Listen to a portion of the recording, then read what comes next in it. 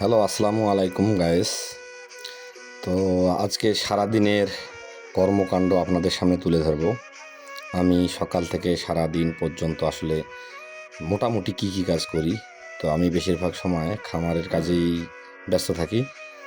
তো আজকে যেমন সকালে উঠে আমি এই যে দেখতে পাচ্তেছেন অলরেডি আমি আমার ভুট্টা গাছের আগা কাটতেছি, কারণ হচ্ছে এগুলা আমার খামারে গরুকে আমি চপিং করে দেব।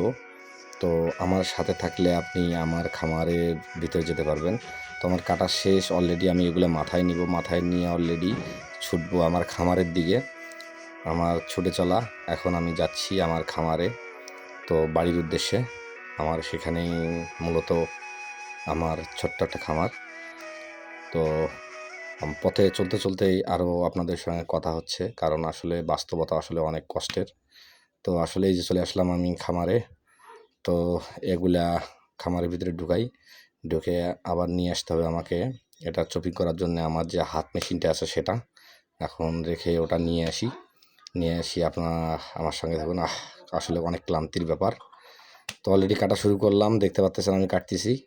তো এই কাটা থেকে আবার এগুলা আবার চপিং করা শেষ করে সবগুলো আবার গরুকে খেতে দিয়ে তারপর যাব। তো আপনারা সাথে থাকুন, দেখতে পারবেন। আমার অলরেডি কিছু কাটা শেষ, এই যে এগুলা নিলাম ঝুড়ির মধ্যে নিয়ে অলরেডি আমি যাচ্ছি গরুকে খেতে দিতে। তো এই সর তুই আবার সামনে আসিস কেন? এখন আসলে ওইটা গাই গরু, ওইটাকে আগে দিলাম, কারণ ওটার দুধ দোয়াইতে হবে। তো আরও গরু আছে এখানে ভিতরে। তো আসলে আজকে বৃষ্টির দিন ছিল, যেন বাইরে রাখছিলাম। তো আবার সবগুলো গরুকে একটু একটু করে খেতে দিতে হবে। তো এটাই খেতে দিন। তো আসলে মূলত এটাই হচ্ছে আমার সারাদিনের কর্মব্যস্ত জীবনের একটু অংশ। তো আপনারা সবাই ভালো থাকবেন, সুস্থ থাকবেন, আমার জন্য দোয়া করবেন। ধন্যবাদ সবাইকে।